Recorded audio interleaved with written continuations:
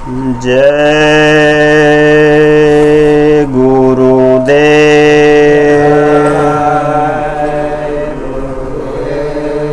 जय गुरुदेव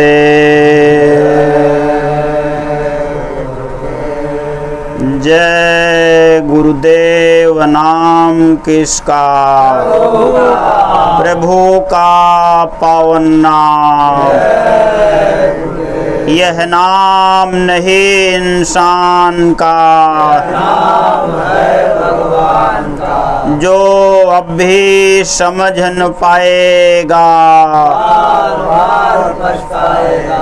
बाबा जी का कहना है शाकाहारी रहना है बाबा जी की अर्जी है आगे आपकी मर्जी है विश्व बने धर्मात्मा पापों का हो खात्मा बाबा जी का यह उद्देश्य विश्व गुरु हो भारत देश माता पिता की सेवा करो उनके आशीर्वाद से फूलो फलो माता पिता को जो सताएगा और नरक में जाएगा।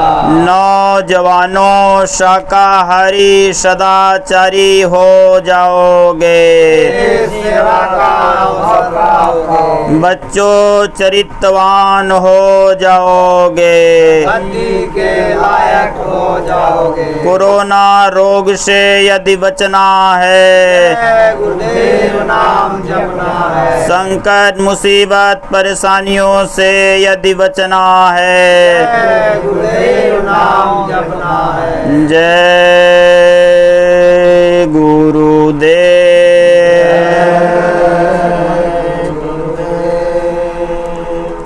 परम पुरुष पूरन धनी शब्द स्वरूप में विराजमान परम पूज्य गुरु जी महाराज के चरण कमलों में कोटिन कोट वंदन नमो नमः प्रणाम। भक्त के आला फकीर संत सदगुरु हम सब जीवों के संभाल करता धरती के सरताज दुख हरता संत बाबा उमाकांत जी महाराज के चरण कमलों में कोटिन कोट वंदन नमो नमः प्रणाम। साथ ही 24 घंटे की इस अखंड नाम ध्वनि में पधारे हुए सभी संगतों के सभी जिम्मेदार प्रेमी सत्संगी भाई बहनों गांव से आए हुए आप सभी प्रतिष्ठित बड़े बूढ़े बुजुर्ग नौजवान साथियों माताओं एवं बहनों बच्चे एवं बच्चियों माइक की आवाज़ को सुन रहे आप सभी से सादर जय गुरुदेव।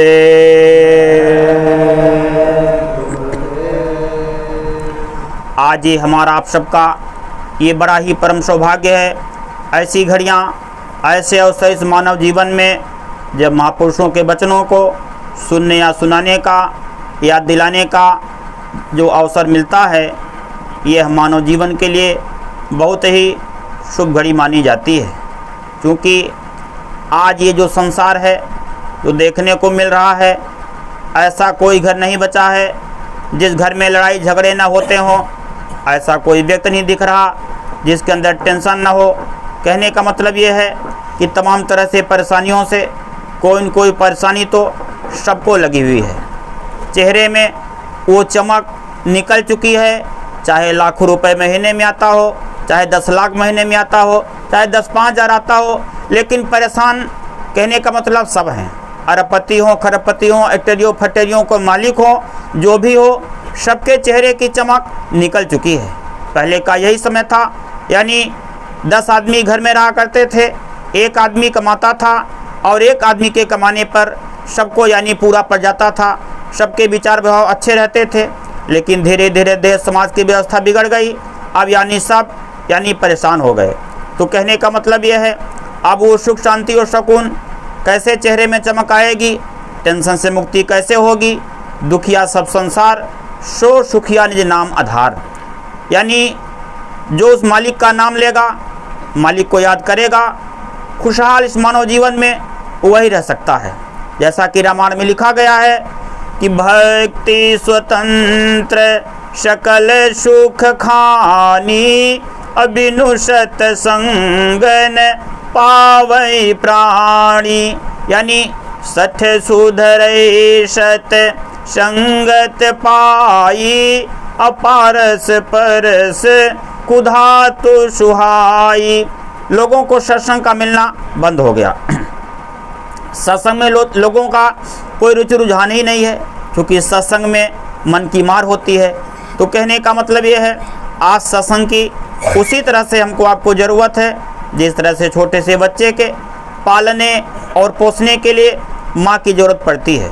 माँ दुनिया से बच्चे को पैदा करके और माँ कहीं दुनिया से चली जाए, उस बच्चे का वो लाल प्यार दाई नर्स नौकरानी के द्वारा वो प्यार नहीं मिल पाता है। तो कहने का मतलब यही है, हमको आपको घर गृहस्थी में खेती दुकान दफ्तर का काम मेहनत और ईमानदारी से करते हुए, आए गए का सेवा सत्कार करते हुए इसी गृहस्थ आश्रम को सुखमय बनाने के लिए, अपने जीवात्मा का कल्याण करने के लिए सत्संग की जरूरत पड़ती है।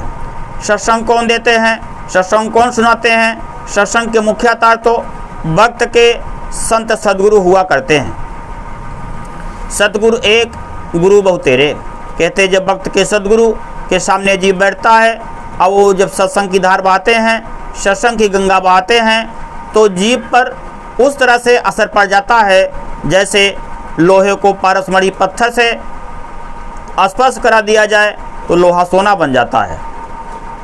लेकिन जब उनके भक्तों का सत्संग होता है तो जो भक्त होते हैं वो तो गुरु के बातों को प्रेमियों को याद दिलाने का काम करते हैं, जिसे सत्संग ही मान लिया जाता है। कहते भक्तों का सत्संग उस तरह से असरकारक होता है जैसे लोहे में जंग लग गई हो, कोई लोहे के जंग को साफ कर दे, लोहा अपनी प्रथम अवस्था में आ जाए। इतना बड़ा असर भक्तों के सत्संग का होता है। कहते सत्संग जल जब जब कोई पावे तो मैलाई कट कट के जावे। तो हमको आपको सत्संग की बहुत बड़ी आज ज़रूरत है, क्योंकि अब वो समय आ चुका है जिस समय के लिए बाबा जय गुरुदेव जी महाराज बराबर सत्संग में सुनाया करते थे, अरे बच्चा आगे बहुत बड़ा परिवर्तन होगा, इतना बड़ा परिवर्तन होगा जो किसी के दिल दिमाग में ही नहीं है। तो कहने का मतलब यह है, अब वो परिवर्तन का समय और वो घड़ी अब सबके, चाहे कोई भौतिक आदमी हो चाहे कोई आध्यात्मिक हो, सबको दिखाई दे रहा है कि अब तो भारत ही नहीं पूरा विश्व इस बीमारी के चपेट में आ चुका है। क्योंकि बाबा जी ने बराबर, वैसे तो जब जब नामदान बाबा जय गुरुदेव जी महाराज दिया करते थे तब इसी बात को कहते थे, अरे बच्चा अपने खान पान को ठीक कर लो, अंडा मछली मांस शराब का सेवन बंद कर दो, मनुष्य शरीर को गंदा न करो। लेकिन प्रेमियों 2010 गुरु पूर्णिमा से बाबा जय गुरुदेव जी महाराज एक ही बात को बता रहे थे, एक ही संदेशा मुख्य रूप से दिलवा रहे थे कि जा करके सबको शाकाहारी का प्रचार यानी कर दो, लोगों को बता दो, लोग अंडा मछली मांस शराब का सेवन बंद कर दें। और 2010 से इसी बात को यानी गा करके बजा करके दिन में, दोपहर, भोर में, सुबह के समय प्रभात फेरियाँ निकाल करके और प्रेमी एक ही आवाज़ लगाते रहे, बाबा जी का कहना है शाकाहारी रहना है, बाबा जी की अर्जी है, आगे आपकी मर्जी है, आगे आ रही बहुत बीमारी, सब कोई रहना शाकाहारी, गौ माता की जान बचाओ, धरती पर सतयुग ले आओ।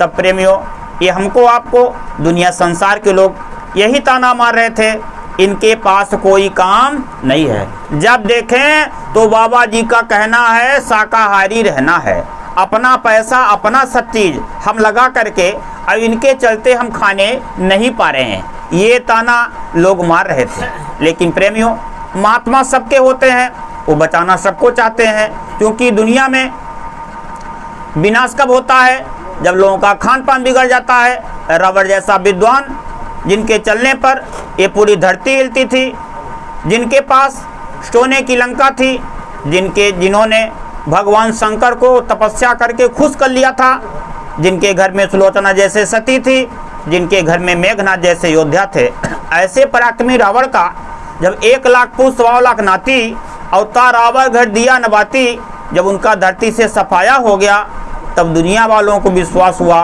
कि नहीं नहीं, ये कोई राम कोई राजा नहीं है, ये तो राम भगवान है। तो कहने का मतलब ये है उनके अंदर अवगुण क्या आ गया, उत्तम कुल पुलस्त्य के नाती अवगुण यही आ गया, उनका खान पान गंदा हो गया, पराई नारियों पर कुदृष्टि डालने लगे, यह उनके विनाश का कारण बना।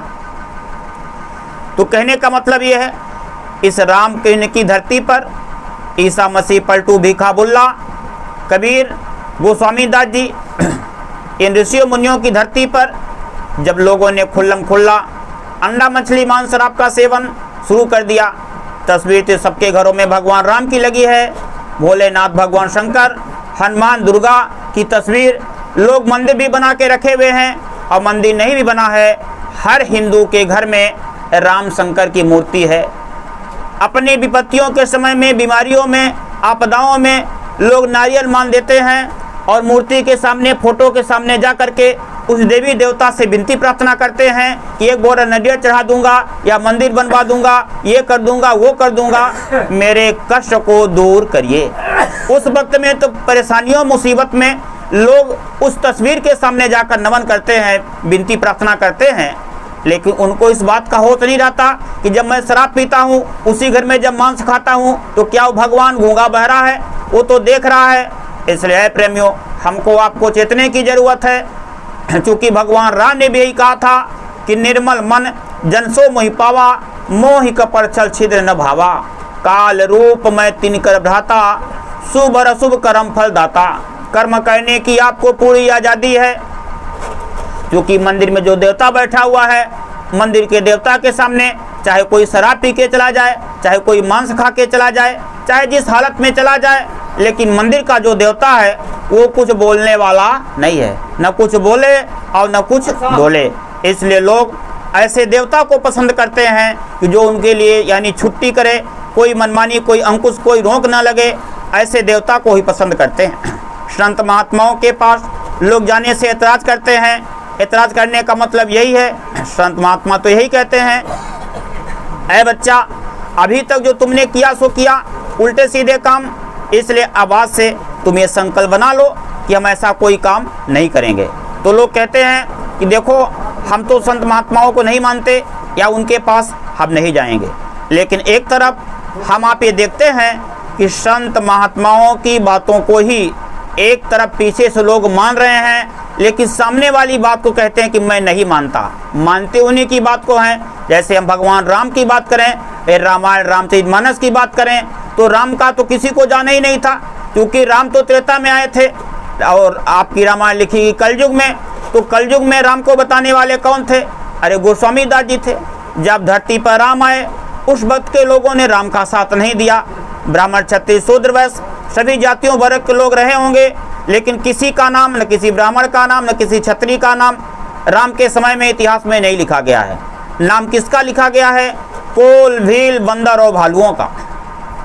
तो कहने का मतलब यही है, यानी केवल धरती पर संत सद्गुरु ही एक ऐसी पावर होती है जो मनुष्य शरीर में आती है, यानी जिनको हम एक साधारण इंसान, उनकी महिमा, उनका परिचय हम नहीं जान सकते।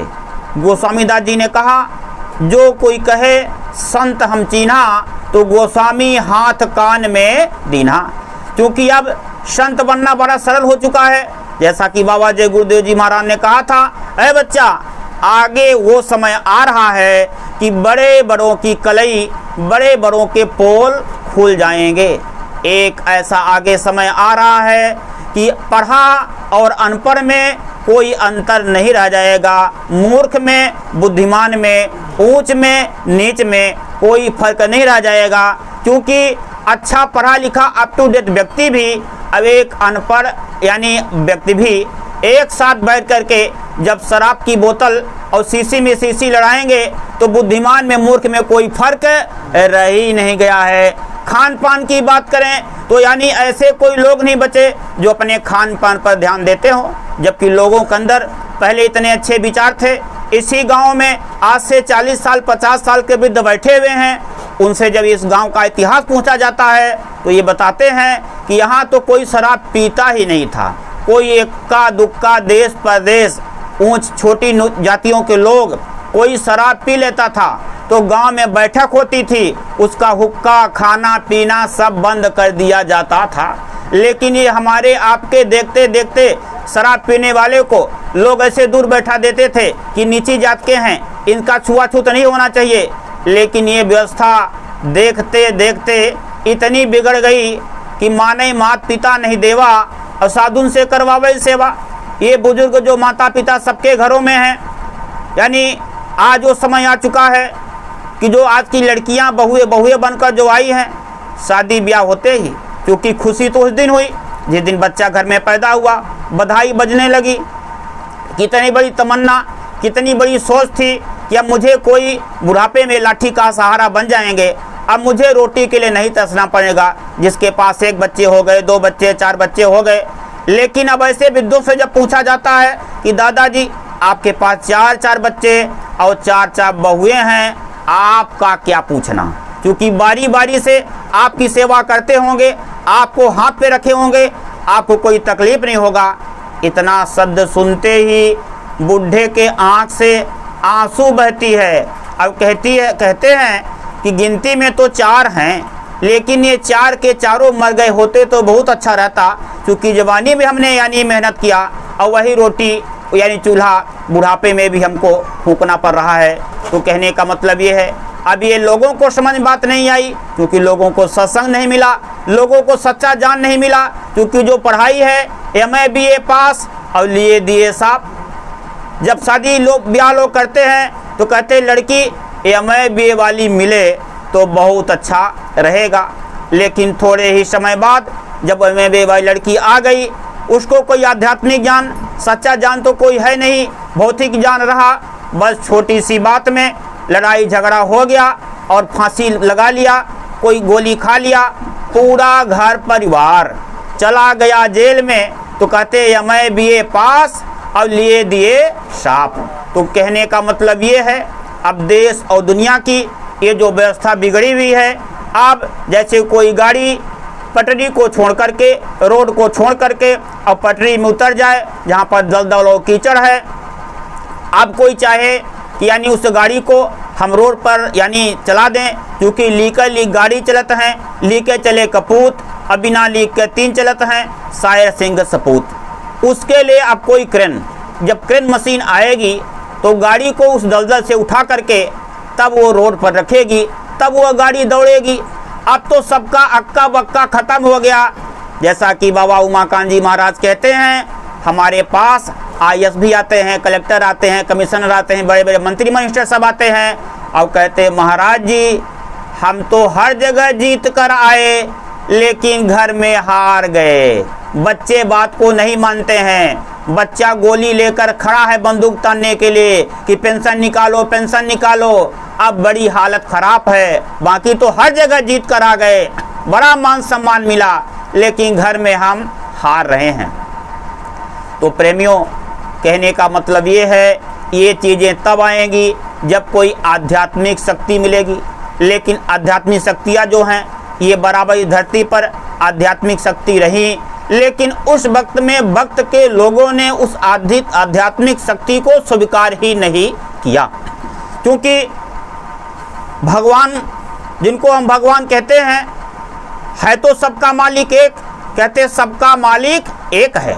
जिसके लिए रामायण में लिखा है, एक अनीह अरूप अनामा आज सच्चिदानंद प्रभु धामा। वो सबका मालिक जो है, जिसका भेद हमको मालूम नहीं है, उस सबसे यानी जो सबका मालिक एक है, उस मालिक ने अपने 16 पुत्रों को उतारा और अपने सबसे छोटे पुत्र को उन्होंने, जिनको हम सब यानी गांव की भाषा में कहते हैं काल से कोई बच पाया नहीं, तो उस काल के अंदर में उन्होंने 33 करोड़ देवताओं को रख दिया, ब्रह्मा विष्णु महेश को सौंप दिया, 9 करोड़ दुर्गा को सौंप दिया, 10 करोड़ शंभु बैराट को सौंप दिया। इसी में सबको नाचो नचा रहा है। तो कहने का मतलब, वो जो सबका पिता है वो धरती पर कभी आता ही नहीं है, और आता है माँ के गर्भ में कभी नहीं आता। यदि आता है तो यानी वो केवल संत सदगुरु के रूप में धरती पर वो प्रकट होता है। तो कहने का मतलब ये है, जब धरती पर प्रकट होता है वो कब आता है? पहले तो धरती पर यहाँ की व्यवस्था ठीक करने के लिए पहले यानी विशेष मंडलों से विशेष शक्तियों को भेज दिया गया। जैसे राम की शक्ति आई और कृष्ण की शक्ति आई, इनका भी काम क्या था? इनका काम यही था धरती पर धर्म की स्थापना करना, अधर्मियों का विनाश कर देना। तो यानी 10 कलाओं की पावर लेकर नरसिंह भगवान आए आपके सतयुग में हिरण्यकश्यप का संहार करने के लिए। लेकिन जब युग बदला और यानी लोगों की संख्या भी जब बढ़ती गई, अधर्म की तरफ लोग बढ़ते गए, 25% लोग त्रेता में धर्म कर्म को अधर्म की तरफ चले गए, 75% लोग धर्म को मानने वाले थे। तब ऐसे समय में 10 कलाओं की बात के पावर की बस की बात नहीं रह गई। तब 12 कलाओं की पावर लेकर के शहद दल कमल से भगवान राम आए। उन्होंने लोगों को समझाया बुझाया, लेकिन जब राम की बात को नहीं माने, इतिहास इस बात की गवाही दे रहा है। इसके बाद फिर युग बदला तो कहते आधे आधे हो गए, आधे लोग धर्म को मानने वाले, आधे अधर्म की तरफ चले गए। तब ऐसे समय में राम के बस की बात नहीं रही। तब प्रकृति लोक से 16 कलाओं की पावर लेकर यादव के घर में भगवान कृष्ण का जन्म हुआ। उन्होंने भी 125 वर्षों तक लोगों को समझाया, ऐ कौरवों पांडवों को 5 गांव दे दो, नहीं तो महाभारत हो जाएगा, खून की नदियां उठेंगी, धरती लाशों से बिछेगी। लेकिन इस बात को लोग हंसी और मजाक में ले रहे थे। यहाँ तक यानी लोग संत महात्माओं की बातों पर यानी मस्करी भी कर लेते हैं। कहते हैं कि उस वक्त में यानी दुर्वासा ऋषि थे। दुर्वासा ऋषि के पास कौरवों का एक नौजवानों का समूह, एक नौजवान के पेट में लोहे की कड़ाही को बांध करके और दुल्हन बना करके साड़ी पहना करके दुर्वासा ऋषि के पास गए और कहा कि महात्मा जी आप ये बताइए, इस दुल्हन के पेट में बच्चा है या बच्ची? तो महात्मा तो अंतर्यामी होते हैं, भूत वर्तमान और भविष्य तीनों काल का बोध महात्माओं को होता है। तो दुर्वासा ऋषि ने कहा जो इनके पेट में है वही आप सबके विनाश का कारण बनेगा। सब उन लोगों ने सोचा कि अब तो हो ही जाएगा, वृथा न होय देव ऋषवाणी, इसलिए न रहेगी बांस तो न बजेगी बांसुरी। लोहे की कड़ाही को छोटा छोटा टुकड़ा बनाया, उसको पत्थर में घिसाई कर दिया कि जब कड़ाही नहीं रहेगी तो कैसे यानी विनाश होगा। वही जो लोहे का टुकड़ा था यानी वो बह करके कुरुक्षेत्र में प्रभाव क्षेत्र में जा करके कंटीलीदार झाड़ियाँ बन के उगा और 18 दिन में 56 करोड़ यदुवंशियों का विनाश हो गया। तब गांधारी भगवान कृष्ण के पास जाती हैं और कहती है आपने क्या करवा दिया, मेरे पूरे कुल का विनाश करवा दिया। तो भगवान कृष्ण ने कहा इसमें हमारा कोई दोष नहीं है, हमने तो समझाया बहुत, लेकिन किसी ने इस बात को माना नहीं। तो ऐ प्रेमियों, ये जो समय चल रहा है सबको मजबूर होकर के मानना पड़ेगा, क्योंकि कलयुग जो है, इस कलयुग के समय में ये कलयुग का प्रथम चरण है। कलयुग के प्रथम चरण में ही 1000 वर्ष के लिए सतयुग आ रहा है। ये बातें जो आज कलेक्टर हैं, अपर कलेक्टर हैं, ऐसे लोग भी बयां कर रहे हैं कि जब मैं चौथी पथ में पढ़ रहा था तो यानी उस वक्त में ये बातें हमको सुनने देखने को मिली थी, दीवारों में लिखी थी।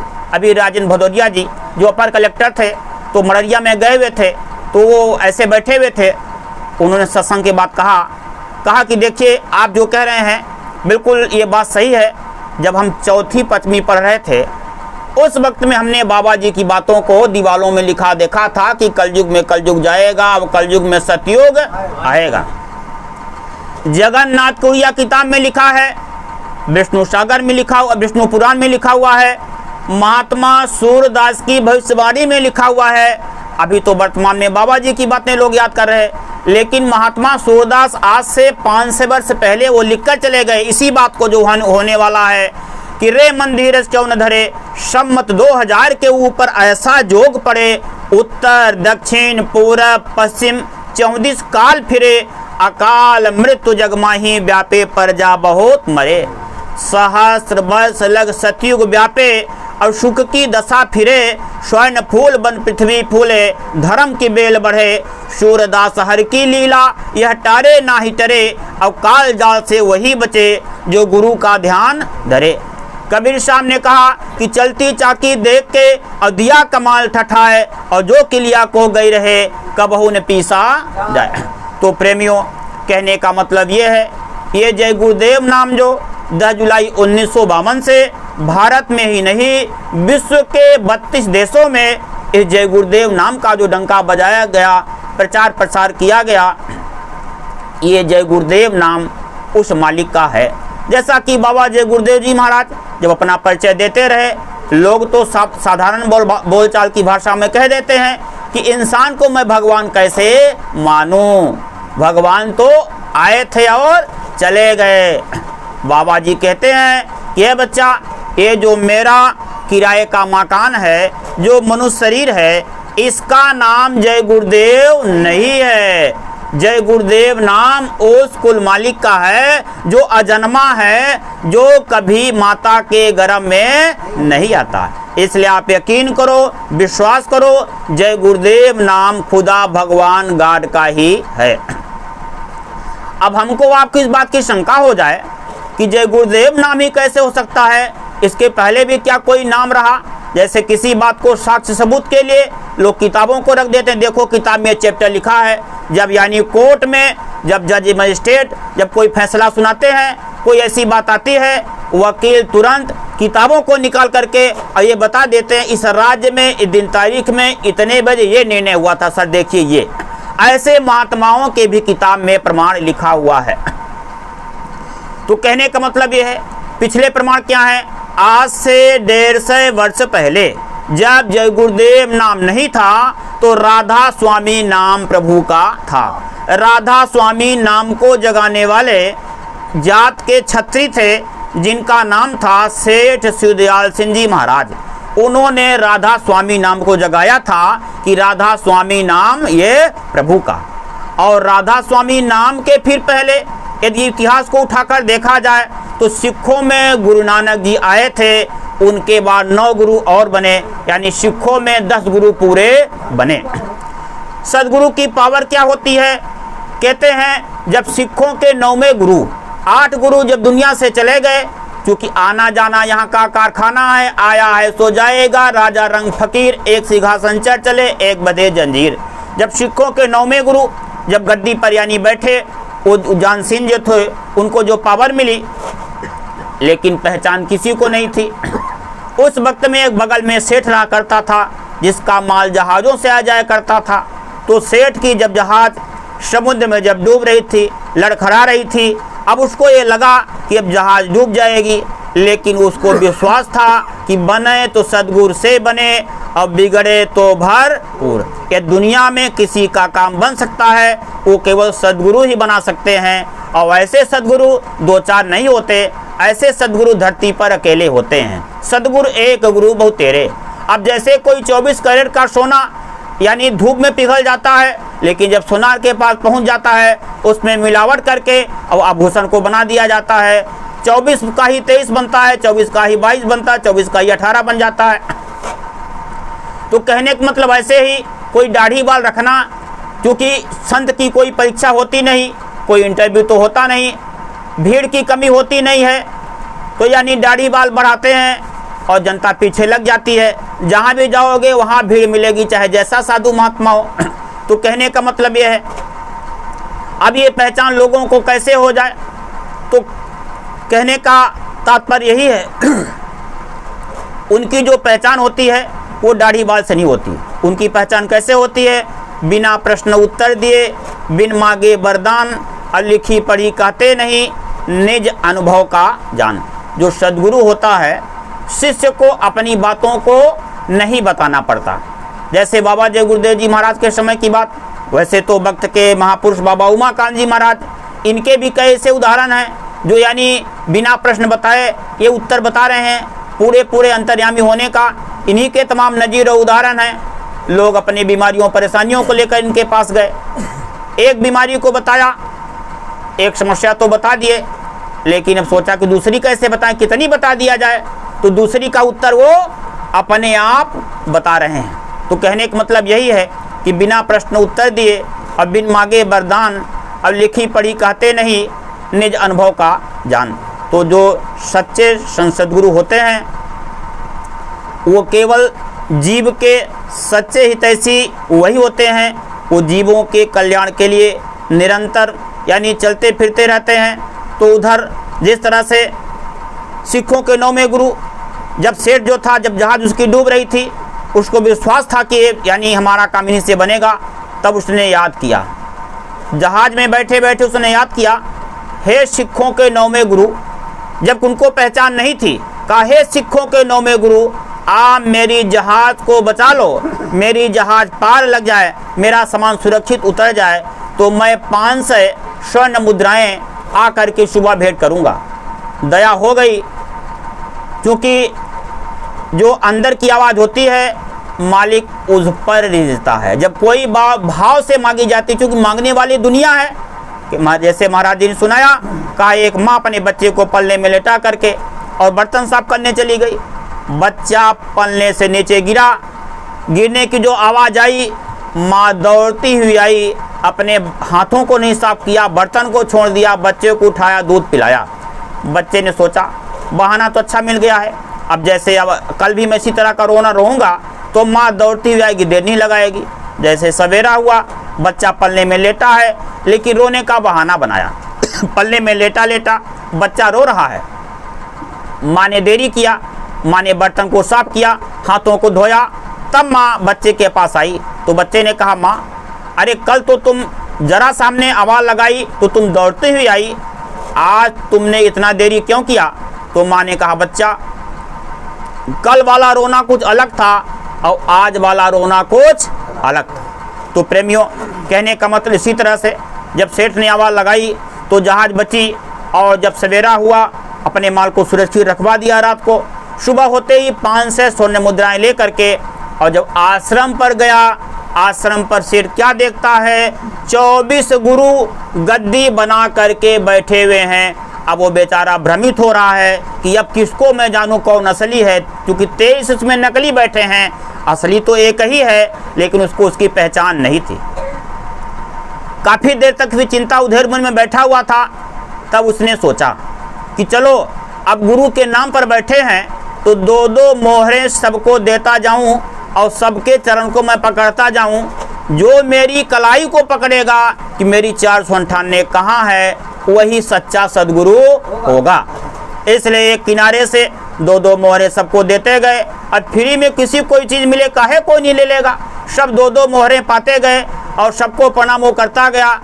23 गुरुओं को प्रणाम कर लिया, लेकिन जो 64वें गुरु थे, जब उनका पता लगाया, वो अंदर बैठे भजन कर रहे थे। जब भजन से उठे तब जा कर के उनको भी जैसे 2 मोहरे ये पकड़ाता है, सेठ पकड़ाता है, तुरंत उन्होंने पकड़ लिया कलाई, हाथ की कलाई पकड़ लिया और कहा कि तुमने कल 500 का वादा किया था, आवाज़ 2 ही मोहरे देकर जी छुड़ा रहे हो, मेरी 498 कहाँ है?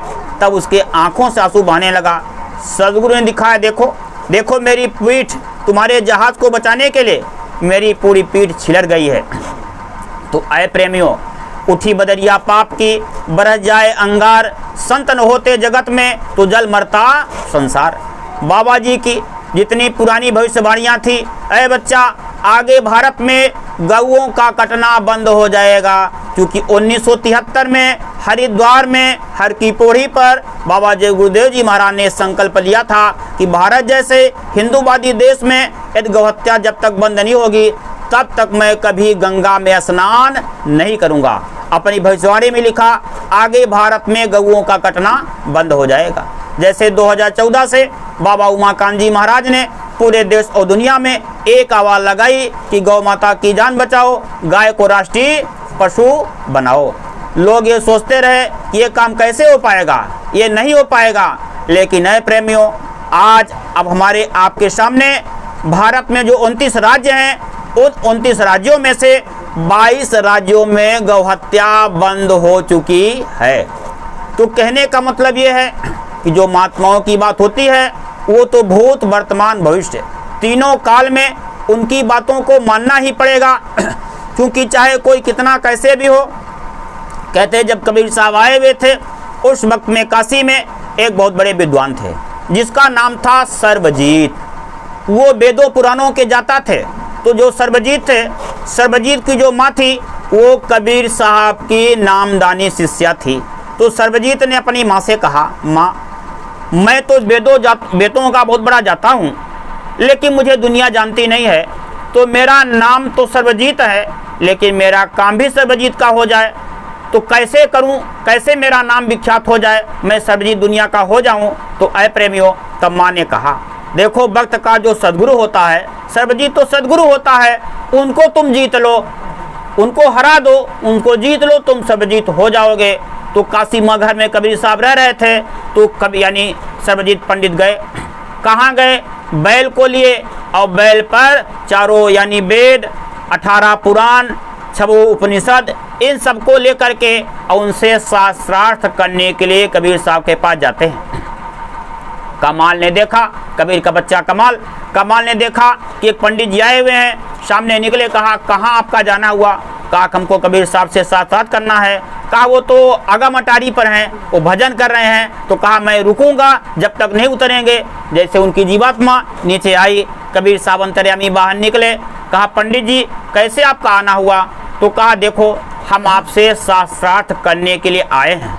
तो कबीर साहब ने कहा हमने कभी किताब नहीं छुई, हमने कभी कलम नहीं हाथ में उठाया, तो मैं तो अनपढ़ आदमी हूँ, हम आपसे खुद ही हारे हुए हैं। तो सर्वजीत ने कहा यही तो मैं जानने के लिए आया हूँ, तो कोई प्रमाण दुनिया को दिखाने के लिए हमको दे दीजिए। तो कबीर साहब ने कहा कि आप ही तो लिखो, अब मैं केवल अंगूठा लगाऊंगा, वही आपका सर्टिफिकेट होगा जीत का। तो सर्वजीत पंडित ने एक कागज पर अपने हाथ से लिखा कि प्रमाणित किया जाता है कि यानी सर्वजीत जीत गए और कबीर साहब महात्मा सर्वजीत से हार गए। और अंगूठा लगवा लिया कबीर साहब से, और जो अपने माँ के पास खुशी खुशी में आए कि मैं सर्वजीत हो चुका हूँ। जैसे माँ ने कहा कि बच्चा ले आए प्रमाण पत्र, कहा हाँ माँ प्रमाण पत्र तो ले आए। कहा तो खोल के दिखा उसमें लिखा क्या है। जब उसमें खोल के देखा उसमें तो उल्टा हो गया था। क्या लिखा था, कबीर साहब जीत गए और सर्वजीत पंडित हार गए। तब उनको आश्चर्य होता है कि हमने अपने हाथों से लिखा, अपने आंखों से पढ़ा, लेकिन ये उल्टा क्यों हो गया। हो सकता है उतावलेपन में, जल्दीबाजी में हमें उल्टा हो गया हो। तो माँ ने कहा तो फिर से चले जाओ। फिर से गए दोबारा, कहते हैं क्या दोबारा भी अंगूठा लगा देंगे। कबीर साहब ने कहा लिखना पढ़ना आपको है, हमको सिर्फ अंगूठा लगाना है। जब आप लिख सकते हो तो मुझे अंगूठा लगाने में कोई इतराज नहीं है, जितने बार चाहो उतने बार मैं अंगूठा लगाता जाऊंगा। दूसरे बार भी इसी तरह से लिख करके जब अंगूठा लगवाया, माँ के पास आए, माँ को फिर से पढ़ा, माँ ने पढ़वाया, फिर से उल्टा हो गया था कि कबीर साहब जीत गए, सर्वजीत पंडित हार गए। तीसरी बार भी जाते हैं, तीसरी बार भी लिखा के अंगूठा लगा के आते हैं, तीसरी बार भी उल्टा हो गया था। तब उनकी माँ ने समझाया कि ए बच्चा, इनसे बड़ा दुनिया में कोई सर्वजीत नहीं, भक्त का सदगुरु ही दुनिया का सर्वजीत होता है। जैसा कि बाबा जय गुरुदेव जी महाराज ने कहा, धरती में रहने वाला कौन ऐसा माई का लाल बचेगा जो जय गुरुदेव नाम को नहीं लेगा। जय गुरुदेव नाम को तब लेगा जब वो चारों तरफ से हार जाएगा और छा जैसे कोई धूप में तप रहा हो और कोई पेड़ बढ़िया घना छाया हो, तो ठंड लेने के लिए पेड़ की छाया के पास जब तक इंसान नहीं जाएगा तब तक उसको ठंडक मिलने वाली नहीं। इसलिए ऐ प्रेमियों, हम आपका ज़्यादा समय नहीं लेते हुए इस बात पर हम आपको आगाह कर रहे हैं कि जो ये समय है, अब ये समय बहुत खराब है। 2022 का साल छोड़ दीजिए, कल का सुबह किसको देखने को मिलेगा या नहीं मिलेगा, अब इस बात की कोई गारंटी नहीं रह गई है।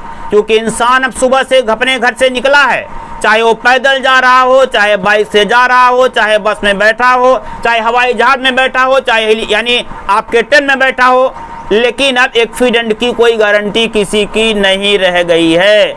ऐसे लोग भी जो सोचते हैं कि न हर चले न चढ़े कुदारी, न रहे बांस न बजेगी बांसुरी, मैं न गाड़ी चलाऊंगा न साइकिल चलाऊंगा, मैं पैदल ही मार्च करूंगा।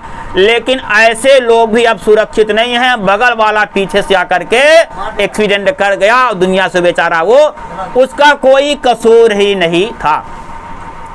तो कहने का मतलब ये है, ऐसा क्यों हो रहा है। पहले के समय में जब बाप के सामने बेटा मर जाता था तो राजा से हिसाब किताब करा लिया जाता था कि ये क्या हो गया, लेकिन अब ऐसे समय में बज रहा काल का डंका, कोई न बचने पाएगा, बचेगा कोई साधु जन जो सत से लौ लगाएगा। तो ऐ प्रेमियों, कहने का मतलब ये है, बाबा उमाकांत जी महाराज ये धरती कैसे महात्मा है, कल वाली कोई बात होती है ये आज बता देते हैं, परसों होने वाली कोई बात होती है तो ये कल बता देते हैं। जब 2020 का समय आया, यहाँ तक वैसे तो 2013 में, यानी 2013 में जब बाबा जय गुरुदेव जी महाराज का पहला भंडारा जब उज्जैन में हुआ था, तो बाबा उमाकांत जी महाराज ने पूरे हिंदुस्तान में पर्चे बंटवाए थे।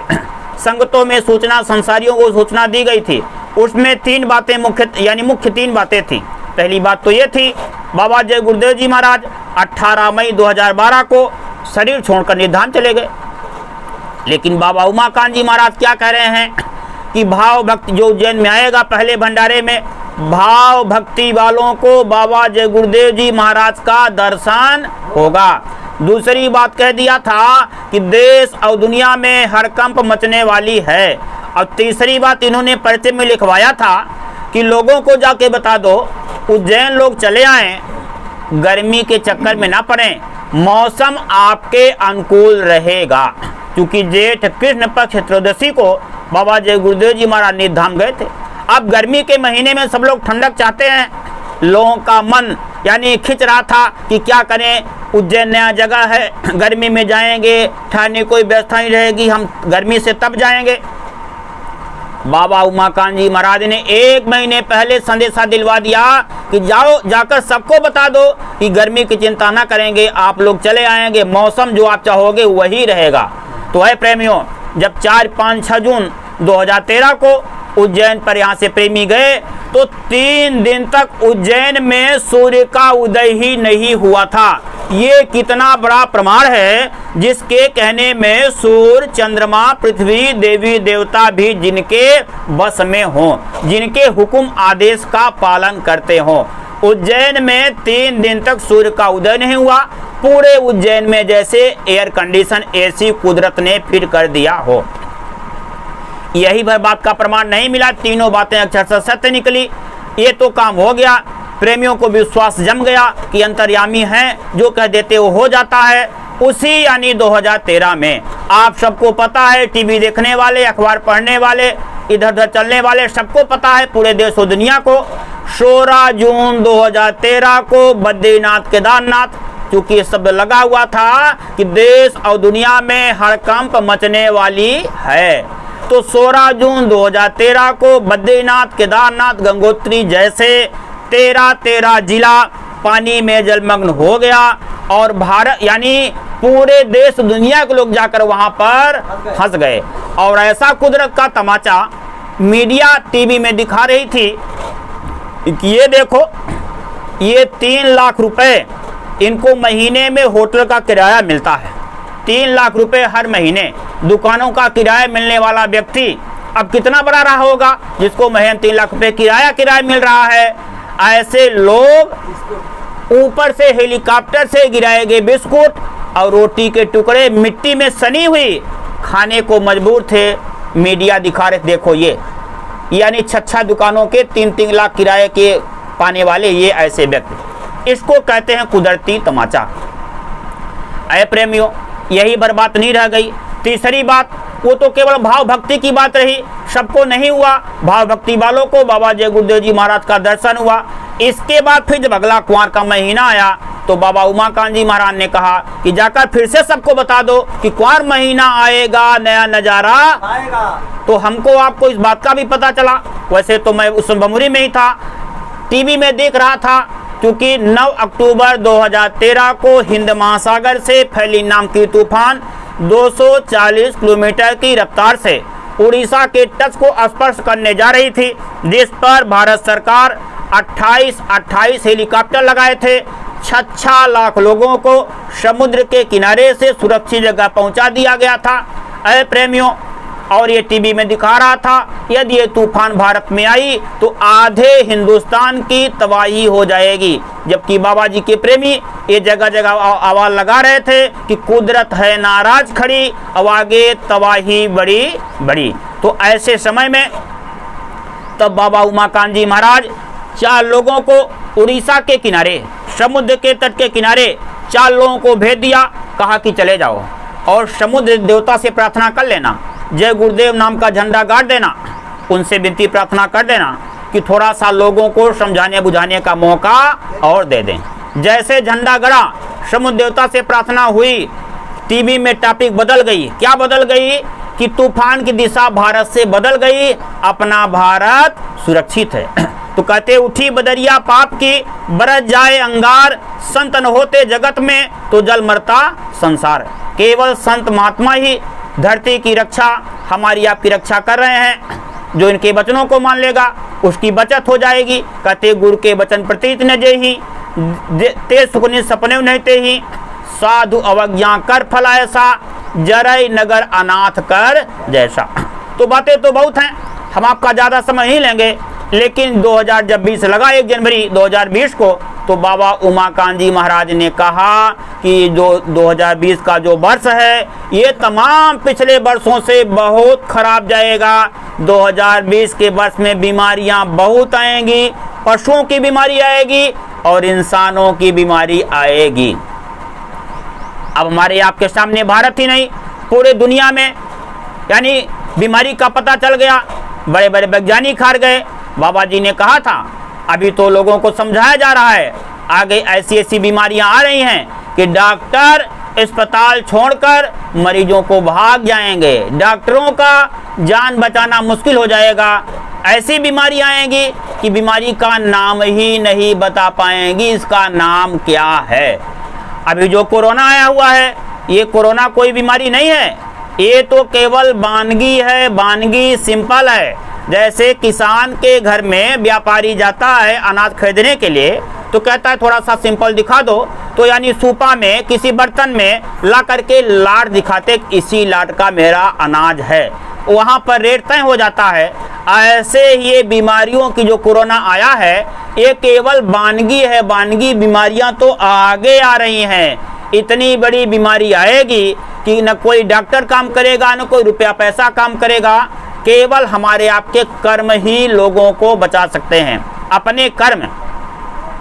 तो कहने का मतलब ये है 2020 का समय तो दिख गया जब 1 जनवरी, वैसे तो 22 फरवरी महाशिवरात्रि का कार्यक्रम 2020 में लखनऊ में था। लखनऊ में बाबा उमाकांत जी महाराज ने तब कहा जब भारत में कोरोना नहीं आया था, तब कहा 1 महीने पहले बता दिया, लखनऊ में सत्संग में बताया कि जो ये कोरोना चीन में आया हुआ है, जिसकी शुरुआत चीन से हुई है, ये कोरोना क्या उसको भारत में आने देरी लगेगी? 1 महीना नहीं बीता, 22 मार्च को भारत में कोरोना आ गया। इसके बाद 30 मार्च 2020 को उज्जैन आश्रम पर सत्संग सुनाते हुए बाबा उमाकांत जी महाराज ने कहा, अभी तो लोग सोच रहे हैं कि शहरों से गांव चले आएंगे तो गांव में सुरक्षित हम हो जाएंगे, लेकिन आगे एक ऐसा समय आ रहा है कि लोगों को गांव छोड़ कर भागना पड़ेगा। इस बात को 30 मार्च 2020 को बाबा उमाकांत जी महाराज ने बताया।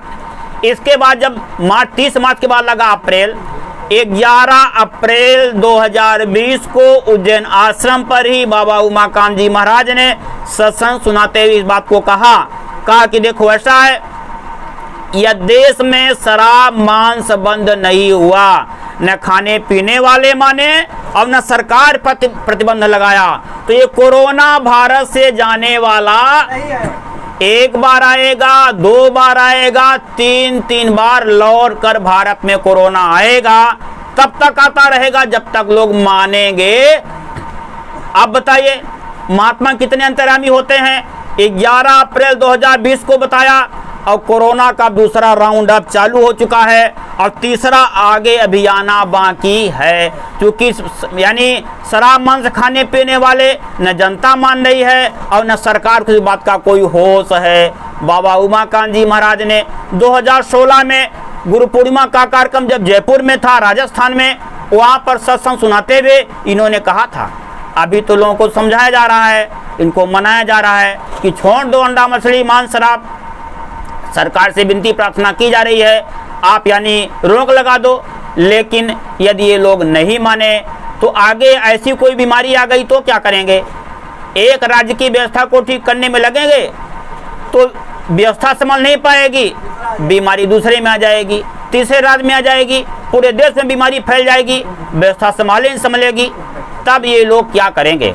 इसलिए प्रेमियों, कहने का मतलब ये है, ये जो बातें आपके सामने एक साक्ष्य सबूत के रूप में रखी जा रही हैं, आपके पास भी बातें उपलब्ध हैं। यूट्यूब पर जा करके और बाबा उमाकांत जी महाराज का सत्संग 11 अप्रैल 2020 का डाल दीजिए, जो हमने डेट बताया आपको, तो आपके सामने सब सत्संग सुनने को मिल जाएगा कि वास्तव में अंतर्यामी हैं कि ये नहीं है। इसलिए अब आपकी बचत कैसे होगी, क्योंकि अब समय हो चुका है।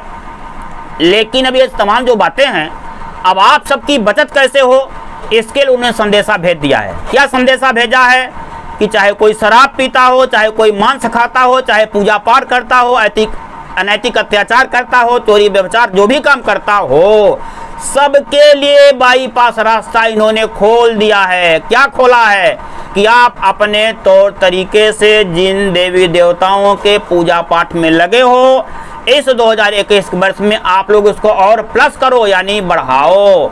और रात को जब चारपाई पे जाओ, अपने दुनिया के काम से, पूजा पाठ से निर्वृत्त हो करके जब आपको सोना ही केवल काम है, तो आप चारपाई पे लेटे लेटे कितना 10 मिनट लागे न कौड़ी छदाम चला गंगा नहाए यही, कोई खर्च नहीं है, कोई रुपया पैसा की लागत नहीं है, केवल 10 मिनट चारपाई पे लेटे लेटे यदि आप सीताराम बोलते हो, ओम नमः शिवाय जपते हो, ओम दुर्गाय नमः कहते, उसको भी कह लो, इस पर कोई रोक नहीं है। लेकिन अंत में 10 मिनट जय गुरुदेव नाम की ध्वनि आप गुनगुनाओ, या ला जो शर्म आ रही है तो अंदर में गुनगुना लो, महात्मा यानी भगवान अंतर्यामी है। अगर खुल के बोलना चाहते हो तो 10 मिनट बोलो। कैसे बोलना है? जय गुरुदेव, जय गुरुदेव, जय गुरुदेव, जय जय गुरुदेव, जय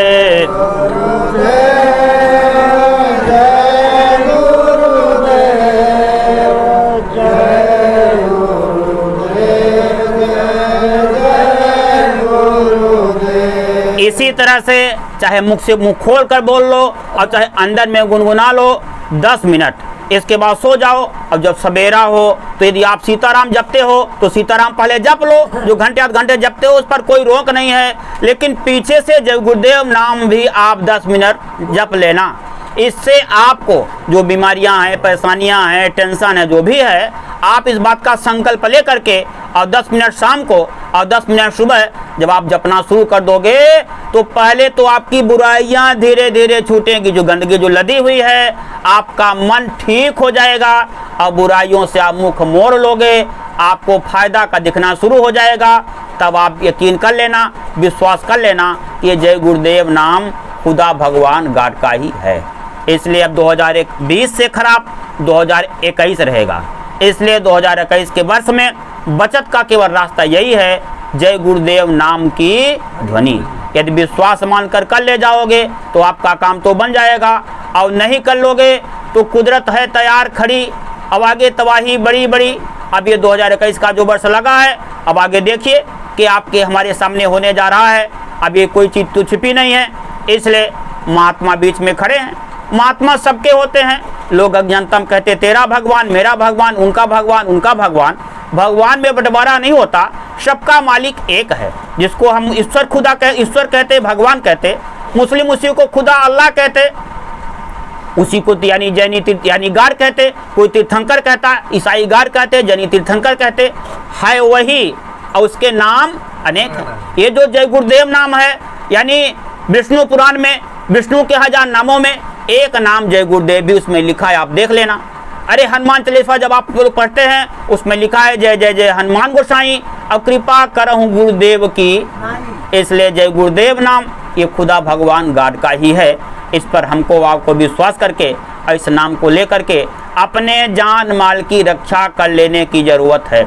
अब इसी के साथ हम आपका ज़्यादा समय नहीं लेते हुए, चूँकि उधर भंडारा तैयार है और प्रेमी भाई कटाई पिटाई का सीजन भी है, भूते चित्त बहेरे में लोग सोच रहे भाई जल्दी बंद करा और हमके खेते हम जाई, बात भी सही है। तो इसलिए हम आपका ज़्यादा समय नहीं लेंगे लेकिन ये विनती और प्रार्थना, ये महात्मा की विनती प्रार्थना है, हम उनके शिष्य हैं, तो हम भी ये विनती प्रार्थना कर रहे हैं कि आप लोग अपनी बुराइयों को छोड़ करके आज से संकल्प ले लीजिए, अपनी बुराइयों को छोड़ करके और जय गुरुदेव नाम को अपने में मिला लो, जिससे आगे आने वाले संकट मुसीबत से आप सबकी रक्षा हो जाए। क्योंकि जय गुरुदेव नाम तो ये चैलेंज ही है कि जय गुरुदेव नाम तो सबको लेना ही पड़ेगा, लेकिन बिना कसौटी, बिना किसी मेहनत के ही यदि आपका काम बन जाए और उसमें कोई खर्चा भी नहीं है। अरे जब कोई बीमार होता है, ओझा के पास, वैद्य के पास जाता है, अब कहता कितना हक हिस्सा चाहिए, तो कोई कहता है 51 से 11,000, 21,000, लोग कहते जान बचा लो, जान बचाओ, पैसे कोई बात। इधर 1 रुपए का कोई आपका खर्च नहीं है, केवल मुख से जय गुरुदेव नाम 10 मिनट, वो भी आपका कोई डिस्टर्ब भी नहीं है कि आपकी नौकरी में, कि आपके दुकान में, कि आपके खेती बाड़ी में कोई अंतर हो। रात को चारपाई पर सोने से पहले 10 मिनट जय गुरुदेव नाम बोलिए और सुबह उठ करके चारपाई में बैठे बैठे 10 मिनट नाम ध्वनि बोलिए। इससे आपकी बचत होगी, आपको लाभ मिलेगा, आपको फायदा मिलेगा। जय गुरुदेव।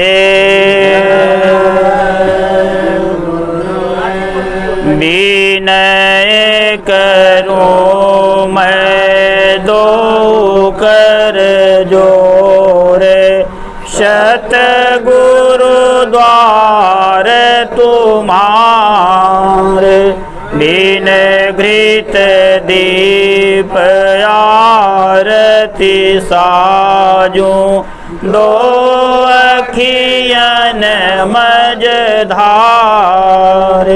भाव सहित नित बैठी झरोखे, जो हत प्रियतम प्यारे, पग ध्वनि सुनहु श्रवण हिय अपने, मन के काज विसारे, जागी सूरत पियत चरणामृत, पियत पियत होई न्यारी, घंटा शंख मृदंग सारंगी, बंसी बीन सुनारे, जय गुरुदेव जी की आरती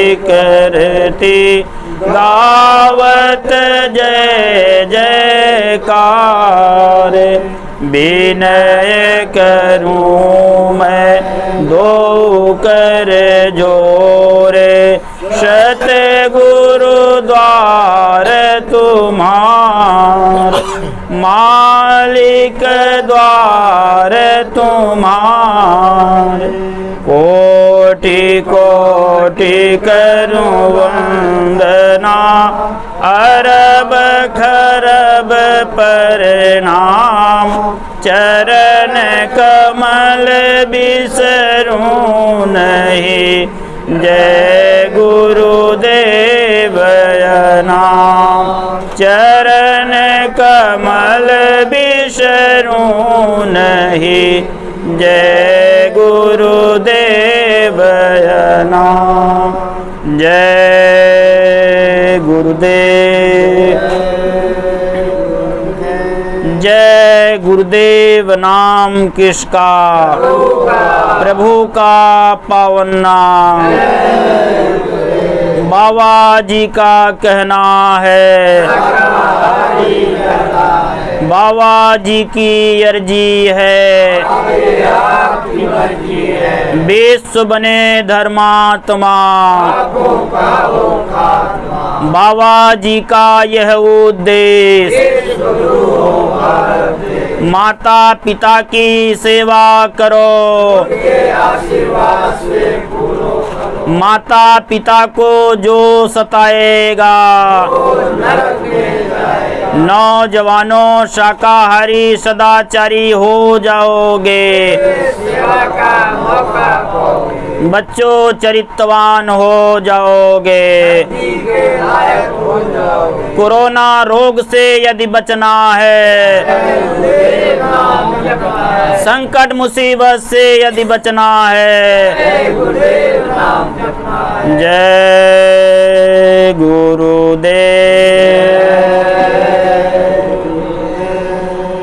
महात्मा के संदेश को सुनाते समय ऐसी कोई वचनवाणियाँ जो मेरे मुख से निकली हो, जो आपको ठेस पहुंचाई हो, इसके लिए आप मुझे अपना छोटा बच्चा या छोटा भाई समझ करके आपको मुझे माफ़ कर देना है। जय गुरुदेव।